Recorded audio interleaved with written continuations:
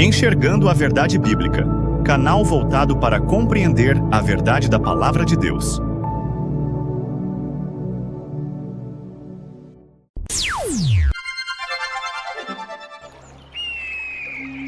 A fé vem pelo ouvir da Palavra de Deus. Olá, paz seja contigo. Vamos para mais uma meditação da Palavra de Deus.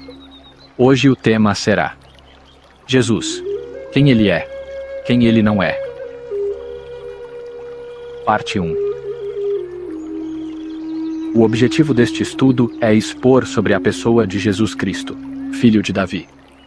Esclarecer a questão da sua existência como Filho de Deus. A cristandade está dividida em duas crenças distintas. Um pequeno grupo vê Jesus como um homem natural, nascido de mulher, e outro, a imensa maioria, vê Jesus como um Deus, um anjo, um espírito ou outra espécie de ser. Pretendemos mostrar, através de uma leitura mais fiel do texto bíblico, quem é o Jesus das Escrituras. E responder questões como: ele existiu antes do seu nascimento natural, de sua mãe Maria, esposa de José? Ou ele foi um ser pré-existente antes da criação do mundo? Estas dúvidas compõem um debate milenar ainda não resolvido, sintetizado na Cristologia. A ideia de que Jesus existia no princípio do mundo é conhecida como a doutrina da pré-existência. Jesus seria o Verbo que encarnou.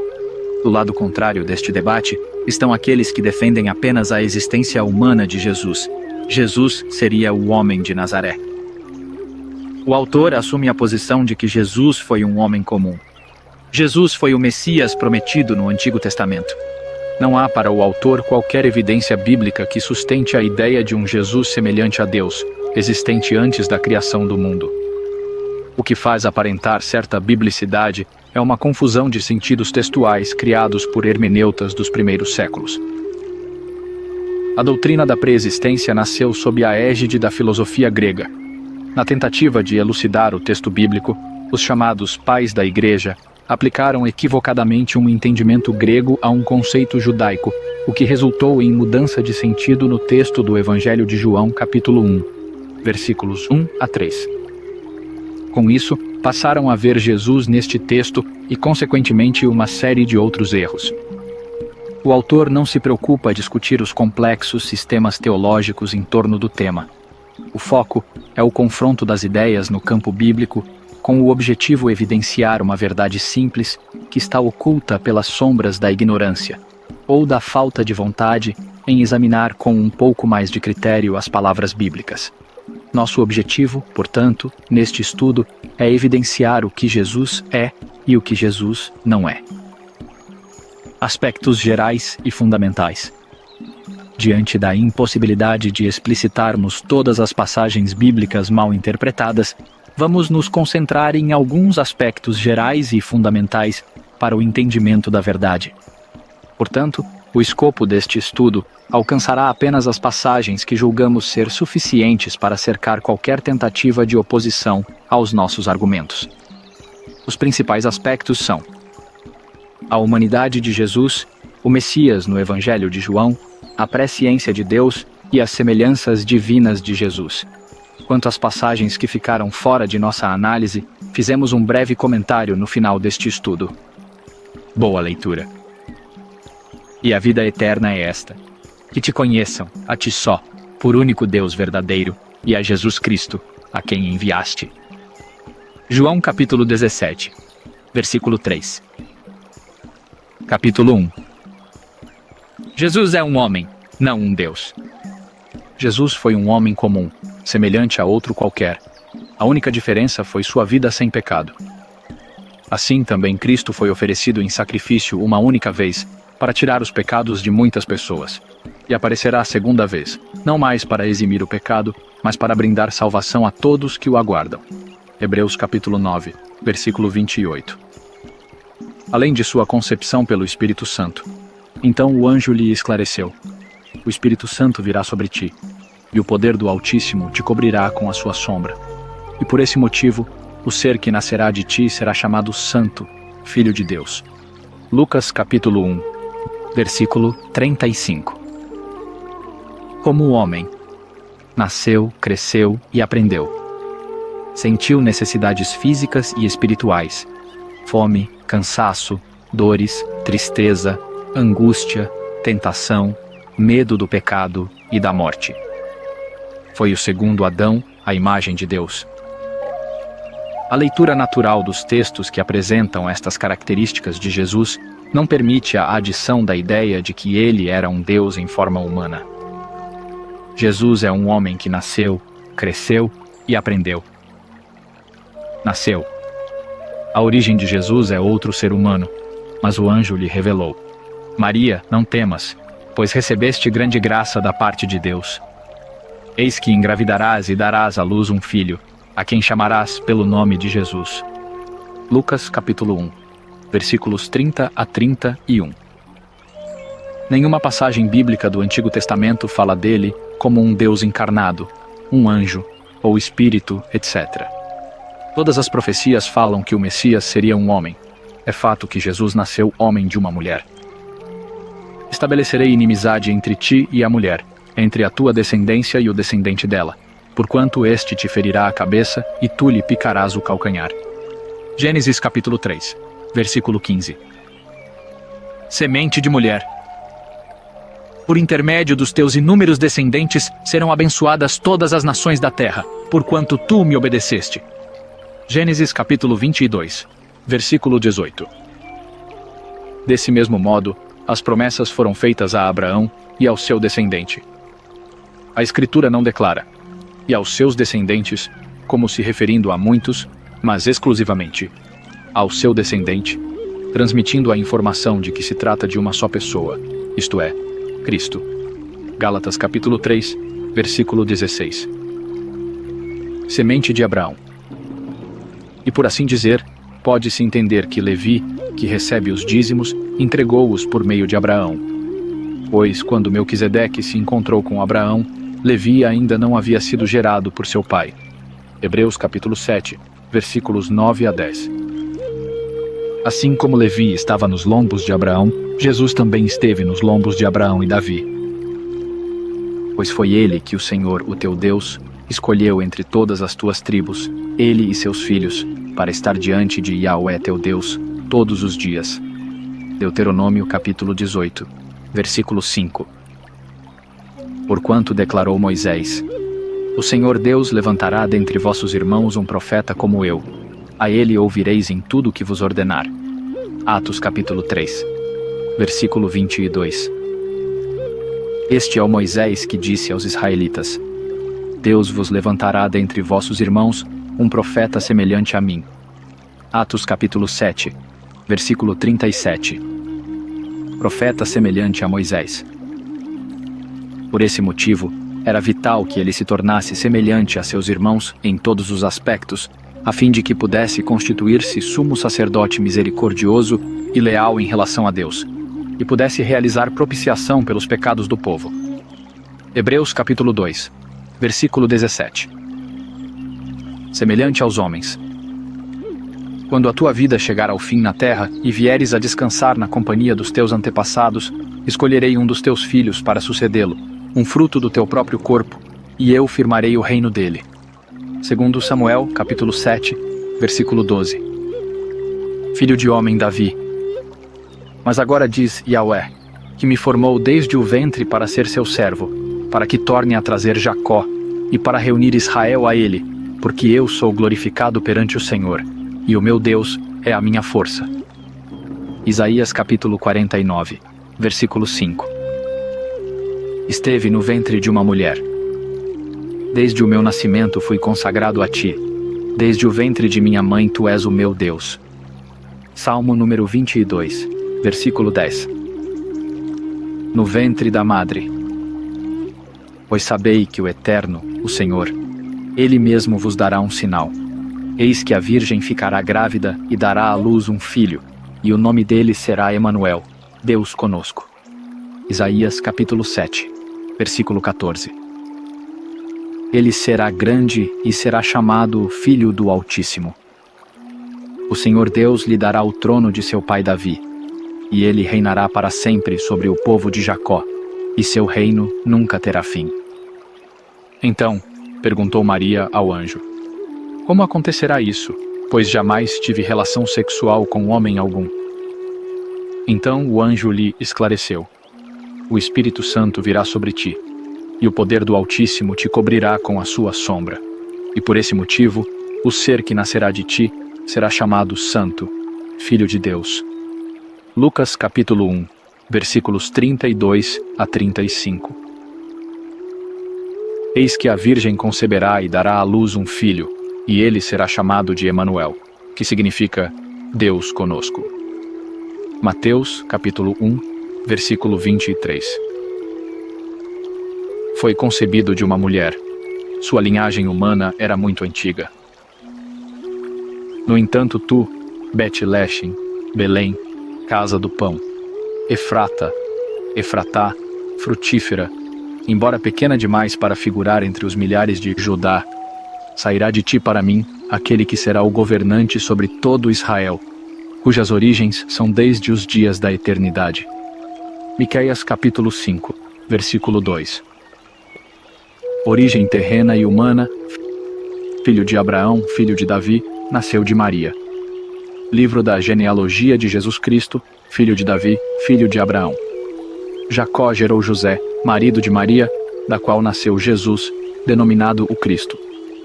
Mateus capítulo 1, versículos 1 e 16. Descende de Adão, filho de Enos, filho de Sete, filho de Adão, filho de Deus. Lucas capítulo 3, versículo 38. Dois lombos de Davi, filho carnal sob juramento de Deus.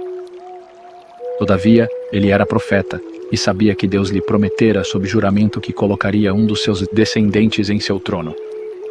Atos capítulo 2, versículo 30. Filho de Deus, nascido de mulher. Todavia, quando chegou a plenitude dos tempos, Deus enviou seu filho, nascido de mulher, nascido também debaixo da autoridade da lei. Gálatas capítulo 4, versículo 4. Descendente de Davi. Recorda-te de Jesus Cristo, ressurreto dentre os mortos, descendente de Davi, segundo o meu evangelho. 2 Timóteo capítulo 2, versículo 8. Descendente de Davi segundo a carne. Acerca de seu filho, que humanamente nasceu da descendência de Davi. Romanos capítulo 1, versículo 3. Hosana ao filho de Davi. E as multidões, tanto as que iam adiante dele, quanto as que o seguiam, proclamavam: Hosana ao filho de Davi. Bendito seja ele que vem em o nome do Senhor. Hosana nas alturas. Entretanto, quando os chefes dos sacerdotes e os escribas viram as maravilhas realizadas por Jesus e as crianças exclamando no templo: Hosana ao filho de Davi, revoltaram-se e indagaram dele. Mateus capítulo 21, versículos 9 e 15. Cristo vem da descendência de Davi.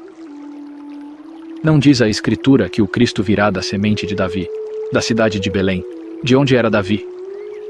João capítulo 7, versículo 42. Cristo é filho de Davi. Então Jesus lhes indagou: Como podem afirmar que o Cristo é filho de Davi? Lucas capítulo 20, versículo 41. Qual a vossa opinião acerca do Messias? De quem ele é filho? Ao que eles lhe afirmaram: É filho de Davi. Mateus capítulo 22, versículo 42. Cresceu. Jesus, como qualquer outro ser humano, cresceu e fortaleceu sua saúde. Isso aconteceu sob os cuidados de seus pais. Não há nenhuma profecia e nenhuma narrativa bíblica indicando que ele fosse um ser especial, com poderes acima do poder de um homem comum. Ele era um menino que crescia e se fortalecia. E o menino crescia e se fortalecia, tornando-se pleno em sabedoria, e a graça de Deus permanecia sobre ele. Lucas capítulo 2, versículo 40. Crescia ano a ano. Assim sendo, no ano em que ele completou 12 anos de idade, eles subiram à festa, de acordo com a tradição.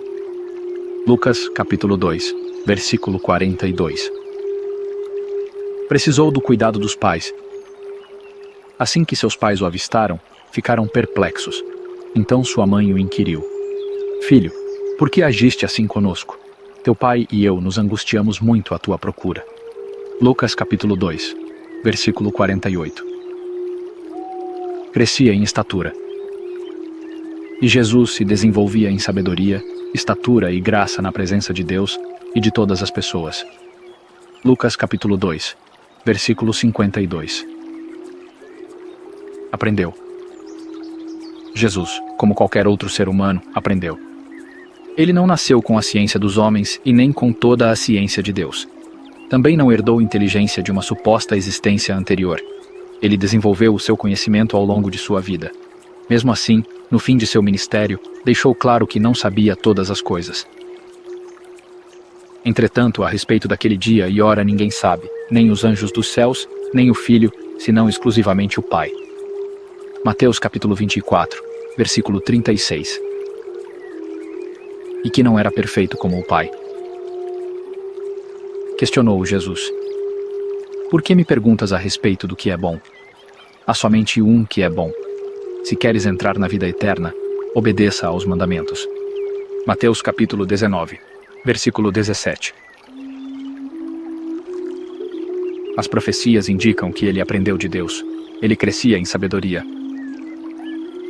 E Jesus se desenvolvia em sabedoria, estatura e graça na presença de Deus e de todas as pessoas. Lucas capítulo 2, versículo 52. Aprendeu como todos os homens. É, pois, o Eterno, Yahweh, que concedeu-me a língua dos instruídos para que eu saiba o que dizer ao que está cansado. Ele me acorda todas as manhãs, desperta-me o ouvido para que eu possa escutar como discípulo. Isaías capítulo 50, versículo 4. Superou Salomão em sabedoria. A rainha do sul se levantará no juízo com esta geração e a condenará, pois ela veio dos confins da terra para conhecer os sábios e ensinamentos de Salomão. E eis que aqui está quem é maior do que Salomão. Mateus capítulo 12, versículo 42. Jesus é um homem física e espiritualmente. O fato de Jesus sentir as necessidades humanas indica que ele era homem. O homem natural sente tristeza por falta de alegria, medo por falta de coragem, fome por falta de alimento, etc. Jesus sentiu todas estas coisas porque era um homem normal, não sobrenatural. Ele sentiu necessidades físicas e espirituais: fome, cansaço, dores, tristeza, angústia, tentação, medo do pecado e da morte. Diz a Bíblia que ele era semelhante aos homens. Por esse motivo, era vital que ele se tornasse semelhante a seus irmãos em todos os aspectos, a fim de que pudesse constituir-se sumo sacerdote misericordioso e leal em relação a Deus, e pudesse realizar propiciação pelos pecados do povo. Hebreus capítulo 2, versículo 17. Teve sede e cansaço. Havia ali a fonte de Jacó. Jesus, todavia, cansado da viagem, sentou-se à beira do poço. Isso aconteceu por volta da hora sexta. Nisso, uma mulher de Samaria veio tirar água. Pediu-lhe Jesus: dá-me um pouco de água para beber. João capítulo 4, versículos 6 e 7. Sentiu tristeza, comoção e choro. Sendo assim, ao ver Maria chorando, bem como os judeus que vieram com ela, Jesus indignou-se no espírito e compadeceu-se. Jesus chorou.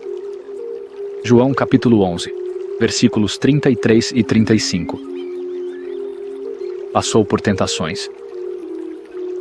Jesus foi então conduzido pelo Espírito ao deserto para ser tentado pelo diabo. Mateus capítulo 4, versículo 1. Sentiu angústia e medo de pecar. Mesmo considerando o fato de ele ser o Filho de Deus, aprendeu a obediência por intermédio das aflições que padeceu. Hebreus capítulo 5, versículo 8. Teve medo da morte. Então pegaram pedras para apedrejá-lo, mas Jesus esquivou-se e, passando por entre eles, saiu do templo. João capítulo 8, versículo 59. Assim, daquele dia em diante, pactuaram em tirar a vida de Jesus. Por isso, ele já não andava livremente entre os judeus. Em vez disso, retirou-se para o interior, próximo ao deserto, chegando a uma cidade chamada Efraim, e ali permaneceu com os seus discípulos. João capítulo 11, versículos 53 e 54. E, levantando-se, expulsaram a Jesus da cidade, levando-o até o topo da colina sobre a qual a cidade havia sido edificada, com o propósito de jogá-lo de lá, precipício abaixo. Todavia, Jesus passou por entre eles e seguiu seu caminho. Lucas capítulo 4, versículos 29 e 30. Jesus é o segundo Adão. Jesus sempre foi homem.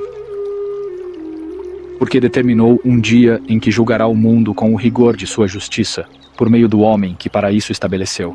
E quanto a isso, ele deu provas a todos, ao ressuscitá-lo dentre os mortos. Atos capítulo 17, versículo 31. Porque há um só Deus e um só mediador entre Deus e o ser humano, Cristo Jesus, homem. 1 Timóteo capítulo 2, versículo 5. Ele é o segundo Adão. Ele foi gerado como filho de Deus. Proclamarei o decreto do Senhor. Ele me disse: Tu és meu filho. Eu hoje te gerei. Salmos capítulo 2, versículo 7. Ele é a imagem de Deus. Ele é a imagem do Deus invisível, o primogênito sobre toda a criação. Colossenses capítulo 1, versículo 15. Ele é um modelo para os demais homens. Sede meus imitadores, como eu o sou de Cristo. 1 Coríntios capítulo 11, versículo 1. Quando Deus pensou em criar o mundo e o primeiro homem, ele já havia pensado em criar o segundo homem. Deus sabia das limitações pessoais, físicas e mentais do primeiro. Sabia, por isso, da necessidade de um segundo que pudesse superar todas as adversidades da vida humana. O primeiro homem não podia aprender e ser testado em todas as condições adversas que o mundo nos propõe. O segundo, vivendo na plenitude dos tempos, foi testado nas mais complexas situações da vida. O primeiro homem precisava ver um segundo homem conforme a imagem de Deus, pois Deus não pode ser visto pelo homem natural. Adão, o primeiro homem, foi criado adulto num mundo sem pecado. Jesus, o segundo, nasceu e cresceu num mundo cheio de pecado. O primeiro não passou por todas as etapas do desenvolvimento humano e na primeira tentação errou. O segundo enfrentou todas as etapas e todas as provações, mas não se desviou do caminho. Deus sabia que o primeiro homem, vivendo sozinho num mundo sem semelhantes, não desenvolveria todas as habilidades de relacionamento. Por isso, gerou seu filho quando o mundo já estava povoado. Ele precisava de um segundo homem vivendo no meio das multidões, sofrendo todos os tipos de privações, para que pudesse desenvolver as habilidades sociais, sentimentais e emocionais necessárias para o bom convívio entre os homens. Jesus foi o segundo Adão, o novo homem. Foi o homem modelo, a semelhança de Deus, para que os demais homens, ao olharem para ele, pudessem copiar a imagem divina para si. Por um homem entrou o pecado. Contudo, não há comparação entre o dom gratuito e a transgressão. Pois, se muitos morreram por causa da desobediência de um só, muito mais a graça de Deus e o dom pela graça de um só homem, Jesus Cristo, transbordou para multidões. Por isso, não se pode comparar a graça de Deus com a consequência do pecado de um só homem, porquanto o julgamento derivou de uma só ofensa que resultou em condenação, mas o dom gratuito veio de muitas transgressões e trouxe a justificação. Pois, se pela transgressão de um só homem a morte reinou por meio desse, muito mais os que recebem da transbordante provisão da graça e do dom da justiça reinarão em vida por intermédio de um único homem, Jesus Cristo. Portanto, assim como uma só transgressão determinou na condenação de todos os seres humanos, assim igualmente um só ato de justiça resultou na justificação que traz vida a todos os homens. Sendo assim, como por meio da desobediência de um só homem muitos se tornaram pecadores, assim também, por intermédio da obediência de um único homem, muitos serão feitos justos. Romanos capítulo 5, versículos 15 a 19. Por um homem saiu o pecado do mundo. O primeiro homem era perfeito biologicamente. Deus, portanto, criou os seres humanos à sua imagem. A imagem de Deus os criou. Macho e fêmea os criou. Deus os abençoou e lhes ordenou: sede férteis e multiplicai-vos. Povoai e sujeitai toda a terra. Dominai sobre os peixes do mar, sobre as aves do céu e sobre todo animal que rasteja sobre a terra. E acrescentou Deus: eis que vos dou todas as plantas que nascem por toda a terra e produzem sementes, e todas as árvores que dão frutos com sementes. Esse será o vosso alimento. Também dou a todos os animais da terra, a todas as aves dos céus, a todos os répteis da terra, e a todas as criaturas em que há fôlego de vida, todos os vegetais existentes como mantimento e sustento. E assim aconteceu. Então Deus contemplou toda a sua criação, e eis que tudo era muito bom. Houve assim a tarde e a manhã. Esse foi o sexto dia. Gênesis capítulo 1, versículos 27 a 31. O segundo homem era perfeito espiritualmente. Mas fostes resgatados pelo precioso sangue de Cristo, como de cordeiro sem mácula ou defeito algum. 1 Pedro capítulo 1, versículo 19. Quando o Filho do Homem for levantado, todos serão atraídos para ele. Mas eu, quando for levantado da terra, atrairei todas as pessoas para mim. João capítulo 12, versículo 32. Sede meus imitadores, como eu sou de Cristo. 1 Coríntios capítulo 11, versículo 1. Quem me vê a mim, vê o Pai. Então Jesus ministrou-lhes: há tanto tempo estou convosco, e tu não me tens conhecido, Filipe? Aquele que vê a mim, vê o Pai. Como podes dizer: mostra-nos o Pai? João capítulo 14, versículo 9. O primeiro homem destruiu a imagem de Deus, o segundo reconstruiu. Quando Deus disse: façamos o homem nossa imagem e semelhança, ele terminou esta obra em Jesus. Sabemos que Deus começa tudo pelo fim. Ele começou o homem por Jesus. Deus fez o primeiro homem, mas seu projeto perfeito era o segundo. Quando criou o primeiro, sabia que este iria morrer, mas estava em mente gerar o segundo para dar vida.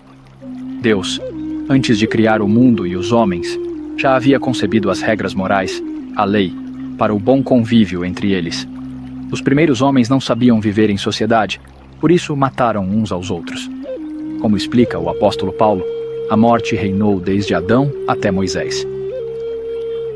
No entanto, a morte reinou desde a época de Adão até os dias de Moisés, mesmo sobre aqueles que não cometeram pecado semelhante à desobediência de Adão, o qual era uma prefiguração daquele que haveria de vir.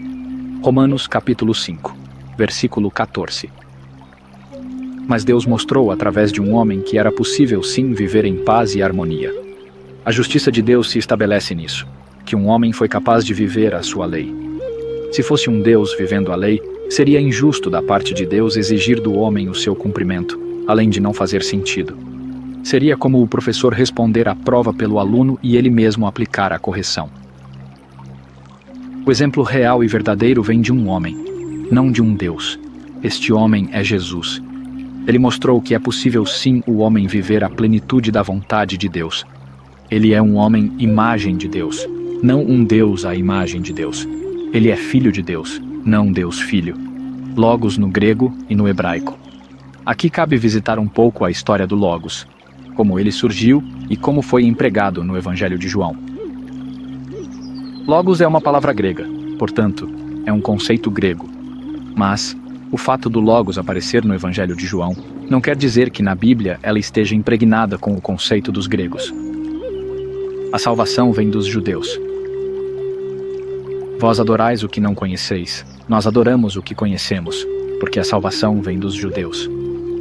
João capítulo 4, versículo 22. Entretanto, era-lhe necessário atravessar por Samaria. E João escreveu de acordo com a cultura judaica. Jamais o apóstolo basearia o plano de salvação na religião grega. Este é um entendimento que os verdadeiros cristãos devem considerar. O conceito judaico para a mesma ideia grega contida no Logos está no vocábulo davar. Davar em hebraico representa a palavra criadora de Deus. Logos no grego tem dois sentidos que lhe são atribuídos. O primeiro, no sentido próprio, é falar. O segundo sentido é a razão universal, o raciocínio, a mente, etc.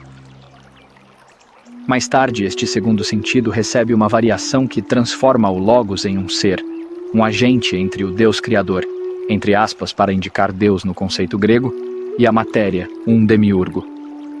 A confusão do verbo com Jesus se estabeleceu porque os pais da Igreja aplicaram o segundo conceito, quando este já havia sofrido a influência de Platão, sendo que o correto seria o primeiro.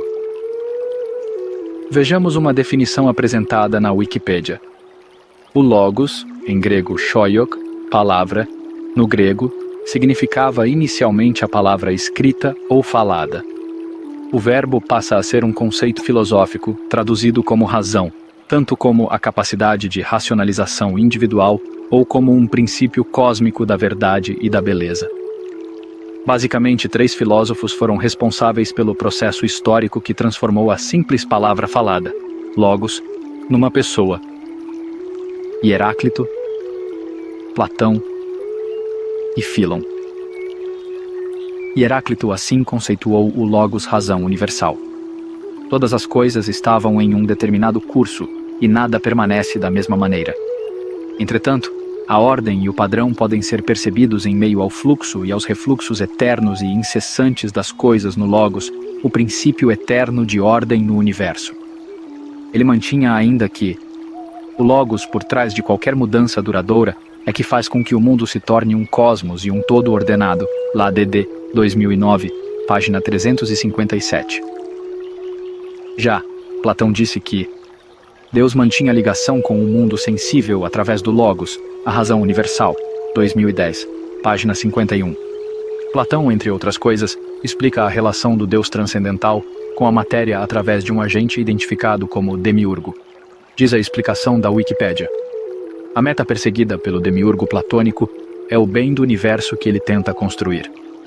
Este bem é recorrentemente descrito em termos de ordem. Platão descreve o demiurgo como uma figura neutra, não dualista, indiferente ao bem ou ao mal. E, segundo o estudioso do assunto, Kuhlmann, esta concepção filosófica do Logos ocupa um lugar essencial na história longa e complicada deste termo, pois influenciou ao menos na forma as ideias judaicas e pagãs tardias de um Logos mais ou menos personificado, 2008, página 330. Frisando bem a história, temos o Logos que significa palavra. Depois ele recebe um segundo sentido, o de razão universal, e esta razão se transforma num ser, o demiurgo. E por fim, esta ideia vai influenciar o judaísmo e o cristianismo. Quem abriu caminho para esta influência grega foi um filósofo judeu chamado Fílon de Alexandria.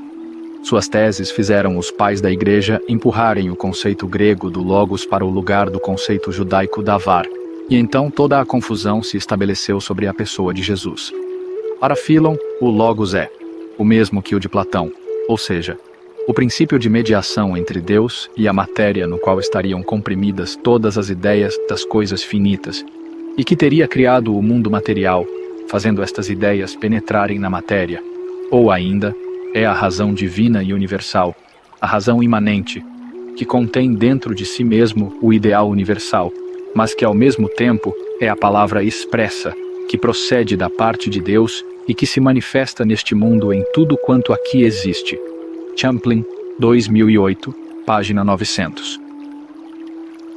Este pequeno trecho histórico apresenta o motivo que levou os pais da Igreja a interpretar João capítulo 1, versículo 1, como sendo uma referência a Jesus. A interpretação deles está baseada no conceito grego de que o termo Logos se refere a um ser intermediário entre Deus e a matéria. O erro deles foi aplicar este conceito grego à ideia judaica.